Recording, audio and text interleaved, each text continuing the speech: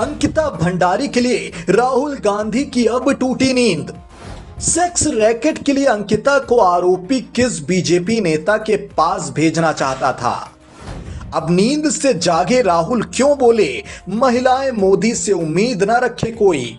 Ankita case से भड़के रागा ने बीजेपी को घमंडी, स्वार्थी, मौका परस्त सब टैग दे डाले। कांग्रेस नेता और सांसद राहुल गांधी अंकिता भंडारी मर्डर केस को लेकर अब लंबी नींद के बाद जागे हैं। बीजेपी पर बड़ा हमला बोला है। उन्होंने आरोप लगाया है कि बीजेपी महिलाओं से बुरा बर्ताव करती है। 27 सितंबर को राहुल केरल के मलप्पुरम जिले के पांडिक्कड में एक जनसभा को संबोधित कर रहे थे। समाचार एजेंसी एएनआई का इस बाबत एक ट्वीट सामने आया है।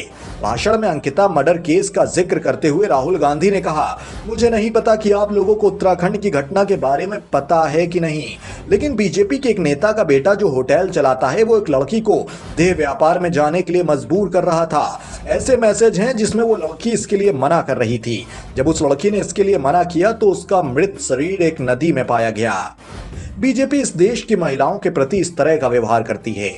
राहुल गांधी ने ट्विटर पर भी इस मामले पर टिप्पणी की है।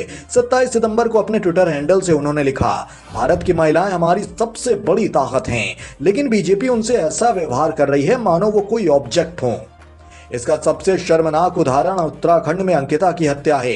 बीजेपी के मुख्यमंत्री ने आरोपी को बचाने के लिए सारे सबूतों पर बुलडोजर चलवा दिया। हम बीजेपी को महिलाओं से दूसरे दर्जे के नागरिकों की तरह व्यवहार नहीं करने देंगे।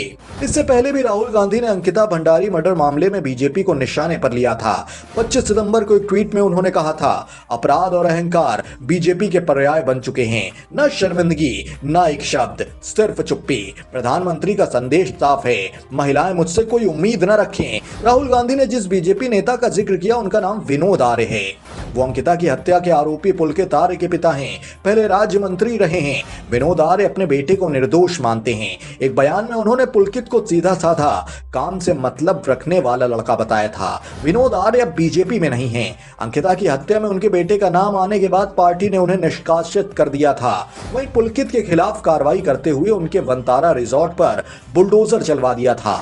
अंकिता भंडारी इसी रिजॉर्ट में रिसेप्शनिस्ट थीं। बीते 18 सितंबर को उनके गायब होने की खबर आई थी। 5 दिन बाद 23 सितंबर को उनका शव एक नहर से बरामद किया गया। अंकिता भंडारी के लिए राहुल गांधी की अब टूटी नींद। सेक्स रैकेट के लिए अंकिता को आरोपी किस बीजेपी नेता के पास भेजना चाहता था? अब नींद से जागे राहुल क्यों बोले महिलाएं मोदी से उम्मीद न रखे कोई? अंकिता केस से भड़के रागा ने बीजेपी को घमंडी, स्वार्थी, मौका परस्त सब टैग दे डाले।